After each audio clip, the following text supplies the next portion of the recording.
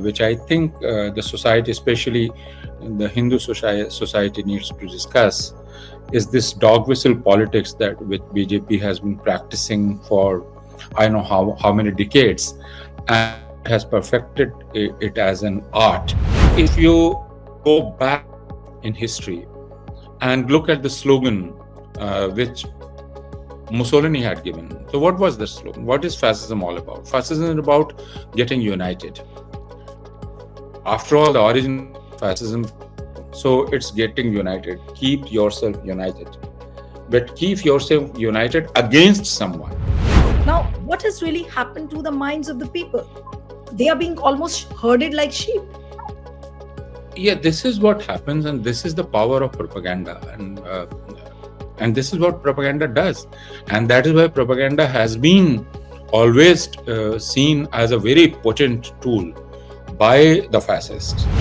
And we have to understand the lexicon or the lingo or the way RSS uses language, because RSS in the same breath says Bharatiya Hindu Sanskriti, Bharatiya Sanskriti, and it says I'm talking about Bharatiya Sanskriti. It says I'm talking about Vibhinna Puja Paddhati, different ways of worship. But we are all Hindus, we are all Indians. See, again, CAA was that language. That Citizenship Amendment Act. Yeah. It didn't say that we are excluding Muslims. It said that we are including Hindus, Sikhs, etc., etc., etc. It said that we are in those who are executed in Afghanistan, Bangladesh, and Pakistan. And when Muslims objected here, they said, "Why are you objecting? We are including the persecuted."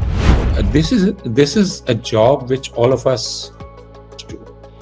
All of us together, those who are in universities, those who are in media, to tell the people that this is actually separating you from others, and you shouldn't allow it. And a togetherness which will counter this ache, which is hateful ache. This ache is a hateful ache, is an aggressive ache, whereas you have to build an ache which is inclusive, which is inviting, which is accommodative, which is hospitable.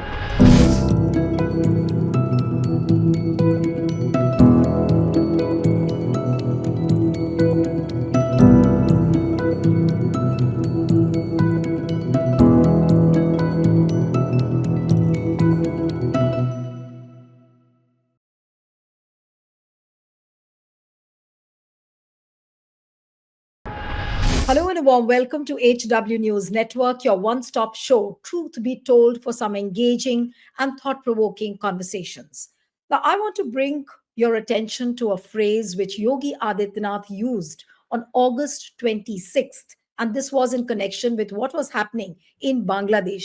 He used a word, rather a phrase, Batenge To Katenge. Now, this particular word has actually now become an overshadowing theme of the BJP, because you have Prime Minister Narendra Modi using its synonym, and that synonym is, in a new manifestation, if you may call, is now called Ek Hai To Safe Hai. And this particular phrase has been picked up by the BJP stroll army. There are ads which are being published in the newspaper. I want to show you such one particular ad which has been printed. And Josh, if you're there in the backstage and if you can play that cutting, we'll try and show you. Now, look at this. Ek hai to safe hai. You have the BJP symbol, which is the lotus, and this ad is printed on the first page. Now, what is the message this ad is trying to give? Where is the election commission? That's a secondary question. But what this ad is doing to the people, that is more important. And as I was saying, that this has become an overshadowing theme of the BJP. The Prime Minister has used a synonym called Ek Hai To Safe Hai. Then I will give you another incidence of a BJP cadre's brother whose wedding is scheduled on November 23rd, I guess. And there are reports that he has used the word or the phrase Batenge To Katenge for his wedding card. And he says that it's important to send out this message by Yogi Adityanath and Prime Minister Narendra Modi. Now, what would one really say to these reports, and what is the kind of message we are trying to say? Where is the election commission? Has it shut its eyes over all this? Is this not a gross violation of the model code of conduct? Is it not spreading the hate agenda? So we'll try and discuss all of this. Joining me now this evening is Professor Apoorvanand from Delhi University. He's a renowned columnist, author, and thank you so much for joining. And he's also a renowned political commentator as well. Professor Apoorvanand, we just showed you that clip of the newspaper which is carrying this ad, Ek hai to safe hai. Now, Prime Minister, as soon as Prime Minister makes this statement in a Maharashtra rally, now this is becoming like a badge which BJP is trying to wear. It is worn, this phrase is being worn as an honor. What would one really say to this, to what we are seeing and witnessing? Thank you, Neelu, for having me here in this discussion. And it's a very important, it is a concern which all of us share, and which I think the society, especially the Hindu society, needs to discuss, is this dog whistle politics that which BJP has been practicing for I know how many decades, and has perfected it as an art in last 10 years at least. So on the face of it, if you say ek hai to safe hai, and you object, then you would be told that, well, we have not identified any community. We are saying ek hai to safe hai, and it means all of us. But in reality, we know who are the people who are being told to be safe by being ek. They are Hindus, and Hindus are being told that they are insecure, and they are insecure because they are being divided. And if they are divided, they would be butchered. And their goal is that of Bangladesh, which again, rationally, if we look at it, even if we assume that Bangladeshi Hindus are under attack systematically, obviously, there is an attack by Islamist forces, some places in Bangladesh, on Hindus. But are they being attacked because they are divided? This is a question that we need to ask. So what is the meaning of not being divided or being united to keep ourselves safe?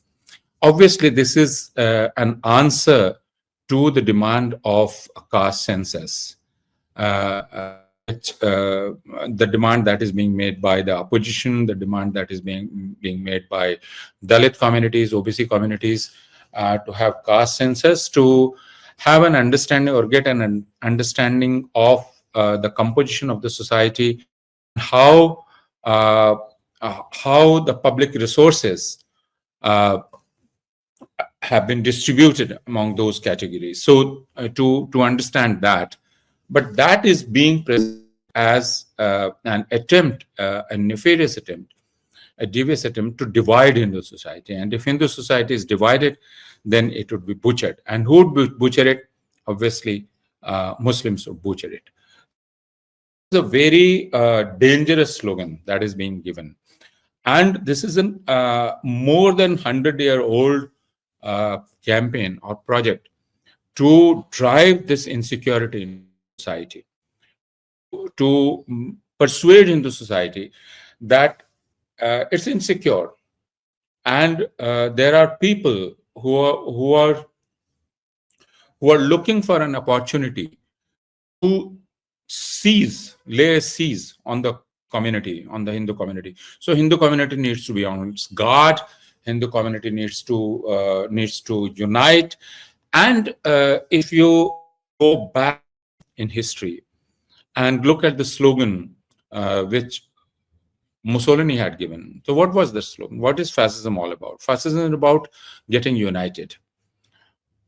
After all, the origin of fascism, so it's getting united. Keep yourself united. But keep yourself united against someone. And if you remember the slogan of RSS, Rashtriya Swayamsevak Sangh, it is Sangathan hai. Your power lies in your organization. So keeping yourself united.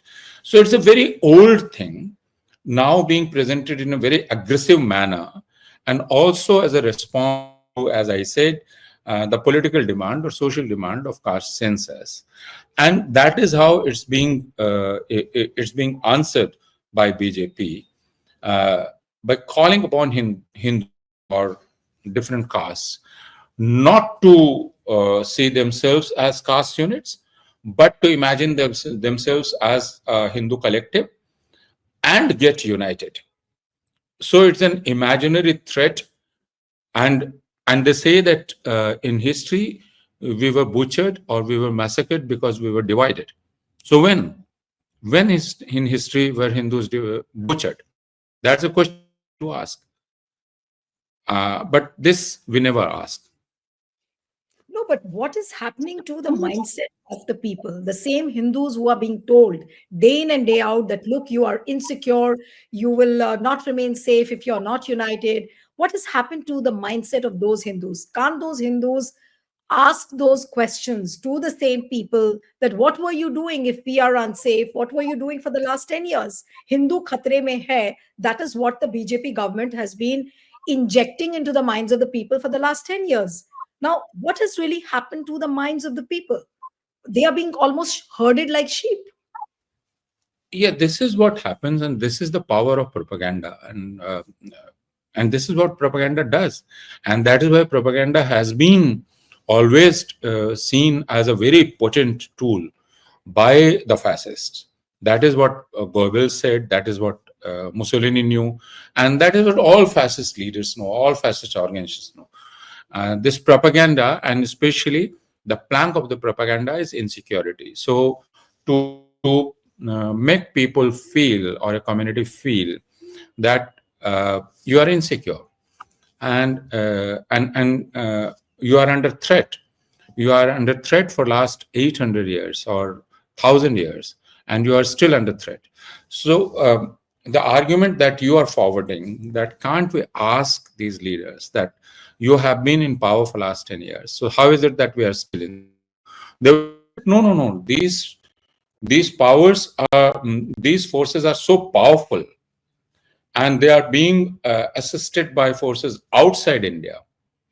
And then they will cite Soros and other forces, imaginary funders of the civil rights activists in India, and then they will point fingers at persons like you and others who are educated, who are in universities, who are in journalism, who are in media, film industry, to say that, look, they are the people, they are the fifth columnists, and they will amplify this threat more and more, and that is what is happening, and it affects minds.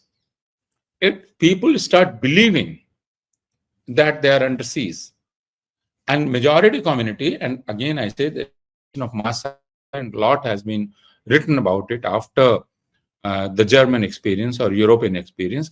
They do start feeling that they are under threat. For example, look at the Israeli society. What it has been taught? It has been taught that it's under threat. It's under threat. It's insecure. Now it has gone to a level where Zionist Israelis in Europe, everywhere, they say that Palestinian people should be raped, they should be killed, they should be burned. So this is where Israeli society has been driven to. This is the state, and it happens. It can happen, and it has happened in Germany. People watched when Jews were being herded together, being led to ghettos, then being led to gas chambers. They knew what was happening. They lined up the street, they clapped, they enjoyed the scene. It happens. It has happened in history. So we should not think that it will not happen here. It is happening here. As you pointed out, that a wedding card bore this inscription, Katoge to Batoge. Now it has become also a source of pleasure, a kind of pleasure that you derive while passing a jibe against me. So, or when you pass a taunt against me, and you know that I cannot use it as a threat, because when I lodge a complaint with the election commission that, look, this slogan should not be used. Election Commission asked you, what is wrong with these words? Ek hai to safe hai. There's nothing wrong. Katoge to batoge. What is wrong? Is addressing all Indians. Why do you think that you are out of it? You are outside this ache. And why shouldn't you accept we should not get divided? If we get divided, we'll be attacked. Is this not the common sense that English won because we were divided? So it's a very clever thing, and they derive pleasure out of it. But if you see the difference in what Yogi has said and what Prime Minister Modi has said, Yogi is more brazen. He sounds more rustic when he says that katoge to batoge. But Prime Minister has used a sophisticated version of it, saying that ek hai to safe hai, to which nobody can No, object. so both you, as you rightly said, that is a synonym. Yeah. It's a synonym. And that's what, again, Narendra Modi has perfected as an art. Because if you recall 2002, what was he saying? He was telling his critics, why are you talking about Muslims? I am talking about Gujarati Asmita. And why should Muslims think that they are outside this Gujarati Asmita? I am talking about 125 crore Indians. That is how he ran his campaign for prime ministership. That is that I am speaking for 125 crore, 1,000 crore Indians. Okay, and that is what he was doing while taking out his Gujarat Gaurav Yatra. So this ache or Sabka Saath Sabka Vikas, which was again used as an by apologist of Narendra Modi to tell his critics that, look, why are you critiquing him? He is saying Sabka Saath Sabka Vikas. Okay. So why fear him? Everyone. It includes everyone. But people knew that Sabka doesn't involve everyone. And what it means. So this has been his style, and that is why he's different from others. And he's more devious and he's more dangerous. Even when I say that all of RSS is dangerous, and RSS says Bharatiya, you see that the way they do it, they use many terms together to confuse you. So you will say that, well, Yogi Adityanath is brazen, but Modi is not brazen. He is sophisticated, but the message is the same. Okay. So, and we have to understand the lexicon or the lingo or the way RSS uses language, because RSS in the same breath says Bharatiya, Hindu Sanskriti, Bharatiya Sanskriti, and it says I'm talking about Bharatiya Sanskriti. It says I'm talking about Vibhinna Puja Paddhati, different ways of worship, but we are all Hindus, we are all Indians, and you get confused. But the message reaches where it has to reach. So Hindus understand what they are being told. And this is what dog whistle does. Hindus know what they are being told without being explicitly explicitly expressed. Similarly, Muslims and others also know that they are being targeted. They are being excluded. They complain. And when they complain, others say, why are you whining? Have we said Muslims? No. Why are you whining? Again, there's something wrong with you. You suffer persecution. Get out of it. Get out of this victimhood mentality. This is what Muslims and Christians are being told all the time.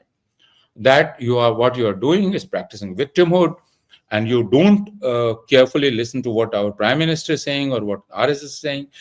It's talking about Bharatiyata. It's talking about togetherness, and you don't need to be part of it. That's an allegation or the charge that is made against Muslims and Christians. And when critics like non-Muslim or non-Christian critics object, it's said that, well, these people are instigators. Because, see, again, CAA was that language. Look at Citizenship Amendment Act. Yeah. It didn't say that we are excluding Muslims. It said that we are including Hindus, Sikhs, etc., etc., etc. It said that we are including those who are being persecuted in Afghanistan, Bangladesh, and Pakistan. And when Muslims objected here, they said, "Why are you objecting? We are including the persecuted. So what's your objection?" It becomes very difficult for a Hindu mind to understand what is being done. And it's a very, I would say, uh, a very subtle game that is played through language. And that is why language is so important in the project of fascism. And through language, you build fascist minds. And that is what we see happening in last 10 years, that uh, the BJP, the RSS has used language so effectively to radicalize Hindus and to turn them into fascist minds.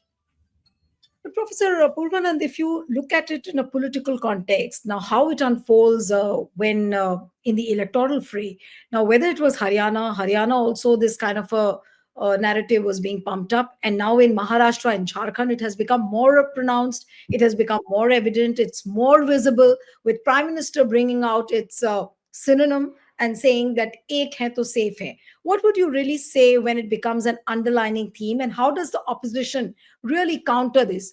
How long will Congress keep on saying Mohabbat ki dukan? How long will they continue to just taking out yatras? Because there will be a point where all this will be meaningless. Because if you have a constant fanatic agenda being thrown in your face, how does the opposition counter this? And I'm especially talking about elections. Now look at what is happening in Maharashtra. Look at what is happening in Jharkhand, where Prime Minister Modi is saying, "Aapki beti ko le jayenge." Then Amit Shah uses language like "Hum aapko ulta tang denge." Now, this is the kind of language which is being used. Now, how does the opposition really counter this narrative and make themselves more credible than what the narrative is being given to them? See, uh, it's very difficult to opposition for the opposition to do it uh, by itself. It's very difficult because when the language of BJP is adopted by the larger society and not countered, and when we think that it's only the job of the political parties to counter it, or to tell the people that it's wrong, and it's wrong both factually and emotionally, effectively, and it's doing damage to us. It's a divisive language. This is a job which all of us must do. All of us together, those who are in universities, those who are in media, to tell the people that this is actually separating you from others, and you shouldn't allow it. So to expect opposition parties to do it, and that too in the time of elections, because you know that elections are again a different ball game, because in elections all political parties try to mobilize majority around the platform, and so they don't want to alienate any section of the society. BJP is the only party which consciously is alienating a section of the society, that is Muslims and Christians especially. Uh, so it doesn't hide that it's alienating them, but other political parties can't. They can't even alienate, and they can't even think of alienating those Hindus who have somehow been contaminated by the BJP ideas. They want even those Hindus to come to them, and which is, I think, the right thing to do. And therefore, in elections, these discussions don't go very far, or don't go very deep. Even then, I would say, and I would give credit to some of the opposition party leaders, like the Samajwadi Party leader, or even the NCP leaders, which I was reading their speeches and others, where uh, they uh, they took it uh, by its horns, and they said that this slogan is wrong. Katoge to batoge. So the only way to counter it is to say upfront that is wrong, and no, not talk about it indirectly. True. So yes, the antidote is always love, but love is a very vague emotion, whereas hatred is a very what I would say, this is something which I understand. I can see my enemy, but love is something which is very abstract. To say that love your neighbor, what does it mean? Because it has all been turned into, again and again I say that in long term and short term too, opposition would need to think uh, about the platform that it's building.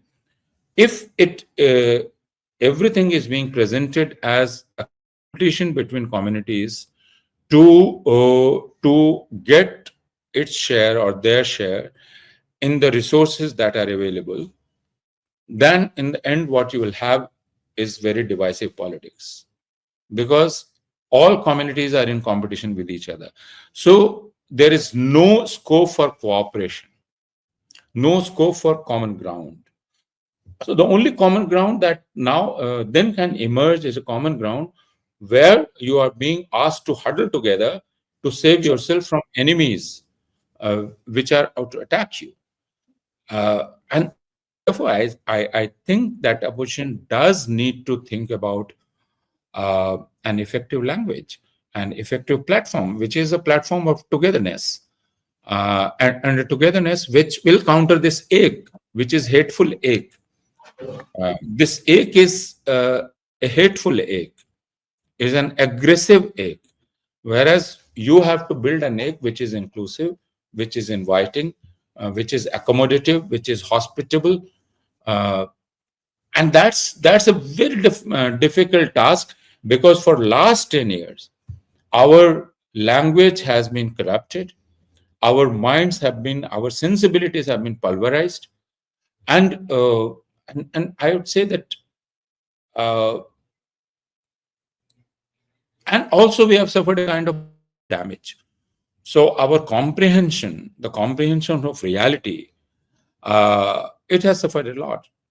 We don't understand what is before us, and this is an enormous task, huge task, Right. which to expect opposition parties, which again all of us say that, well, your task is to win elections. Okay, your task is to win elections, but elections, they are fighting in a social atmosphere which is not of their making. True. They are not only your sole players, and that's why this task is very difficult. And when all state agencies get together, for example, I was in Jammu and Kashmir recently, and I was passing through an area, and there I saw an army or armed forces base camp. And on the base, in what struck me was that three flags were flying on the base, and they were not national flag. They were not flag of army or navy or armed forces. There were three flags, and they were saffron flags, and that disturbed me, because this again is part of language, because these flags are language, they are symbols, they convey something. So if our institutions are also playing along to speak this language of separatism and to create a hateful ache, then the task is very difficult, because people get confused. True. But Professor Purvanand, our conversation would remain incomplete if I don't ask you questions on why newspapers continue to publish ads like these, why election commission is blind to it. What, according to you, is the main disease of the problem? I mean, how do you see this malaise where media, election commission, they have all blindfolded themselves? Now newspapers are brazenly publishing these kind of ads. I'm sure their editors haven't asked any questions if that ad is getting published on a front page. What does one, I mean, what kind of a commentary is it really? And then you have an election commission which doesn't have a problem with comments like ek hai to safe hai, batoge to katoge. and neither will they have the gall to, admonish Yogi or Modi. Yeah, you are right about election commission. Election commission for last 10 years has now turned into a kind of department of Bharatiya Janata Party. So we don't expect election commission to play the role is it's expected to play for a fair election to take place. So in India now for at least 5 years, we don't the elections that are taking place are not fair elections. They're not fair elections. What, what is happening in elections is a different thing, but the election that is being conducted is not being conducted in a fair manner. That we know. Uh, However, we do need to keep saying what we are saying. That election commission needs to do its job, and this is its job, and it's failing in its job, like the judiciary failed in its job to reign in BJP or in the government. Now you asked about the media. It's cold logic of money. I've not shared it with publicly anywhere, but let me share this experience, personal experience with you. And this is an experience of mine with a newspaper.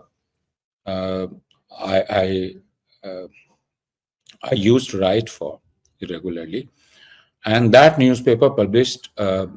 This was 2022 when elections in Uttar Pradesh uh, were going to take place, and again, election campaign was taking place. And on the front page of that newspaper, when I opened newspaper, what struck me was the anchor space uh, being taken by an advertisement, and the advertisement was divided in two frames. So, in one of the frames was written before 2017, and in that frame, there was an image of a visibly Muslim man who was throwing a firebomb. And in the second frame, which was written after 2017, again, uh, the same person who was throwing this firebomb, and you could say that he's a terrorist, the same person with folded hands was seeking apologies. So this is before 2017, after 2000.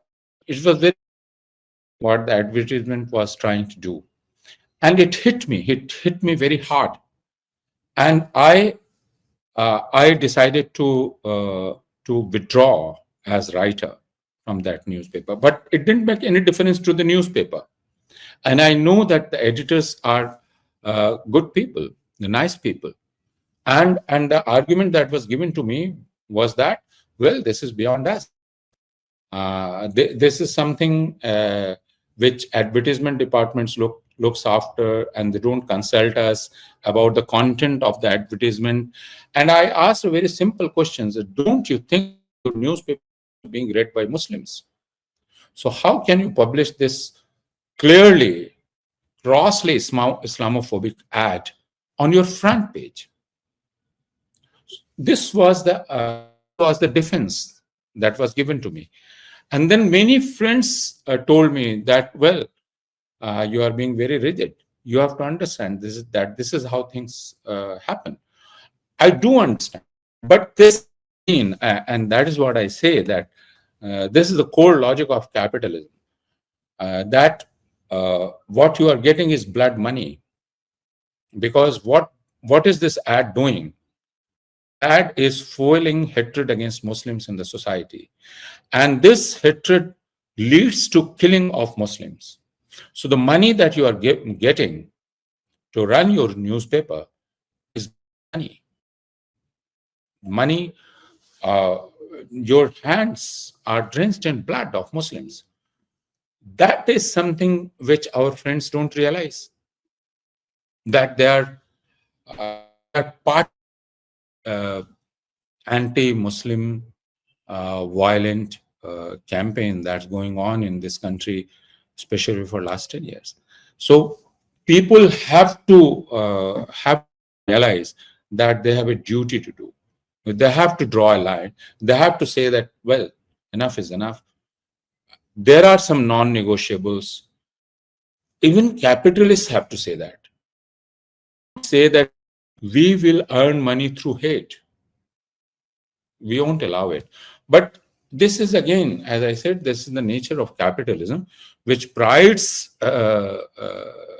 in takes pride in the fact that it values the freedom of individual, but which says that, well, since we are in the we are uh, we defend freedom and freedom of all, so we don't have freedom to abuse, to spread hatred, and it gives me money.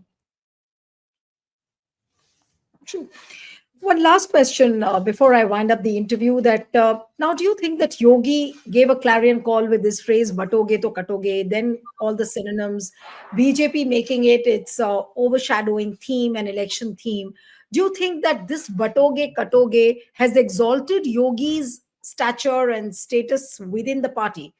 Because there was a feeling that people don't want Yogi to continue as the chief minister, given the fact that the kind of rift which is seen between the prime minister's office and Yogi's office, and the kind of skirmishes which are heard, behind the scenes skirmishes, which obviously don't come out in the public domain.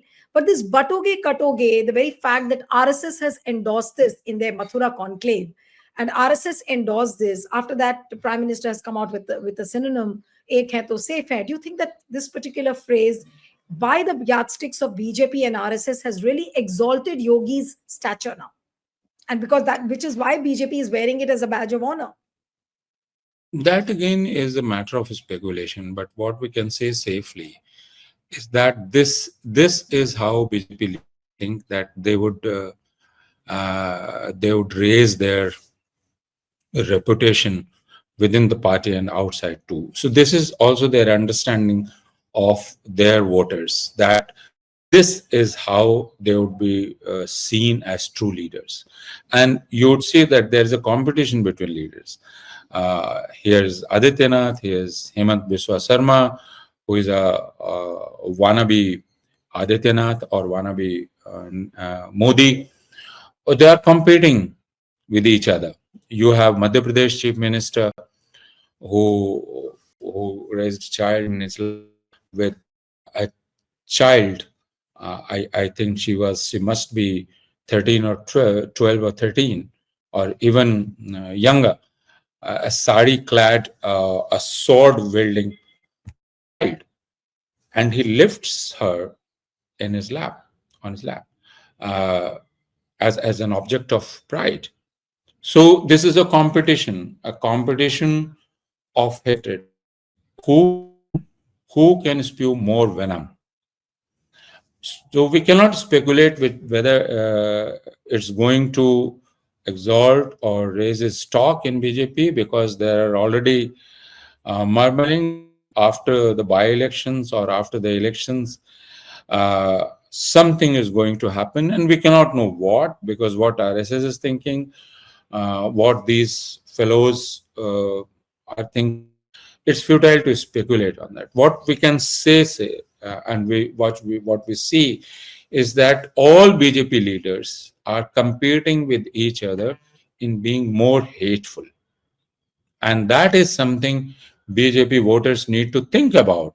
This is also the estimation that BJP leaders have of their voters, that their voters would respect the most hateful man most. And this is a very low opinion of your elite. What do you think about me, that I'm such a lowly person that I would respect a hateful, violent man or violent person?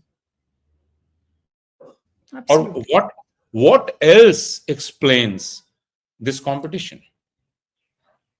And therefore I say that Hindus also need to think about themselves. Absolutely. We've been speaking to each other for the last 37 minutes, I guess. And this conversation indeed has qualified the name of the program today, I must say. truth be told, and it's thought provoking, it's engaging, and it forces one to think as to what is really happening on the electoral turf, and what is this katoge, batoge, and ek hai to safe hai actually leading into. And the society should be forced to think as to what is really happening. Thank you so much. It was wonderful having you on the program, Professor Apoorvanand. Thank you very much, sir. Thank you. Thank you. Stay ahead with our cutting edge news app. Instantly access the latest shorts in just 1 minute and breaking news in just 50 words. Download now for a smarter, faster news experience.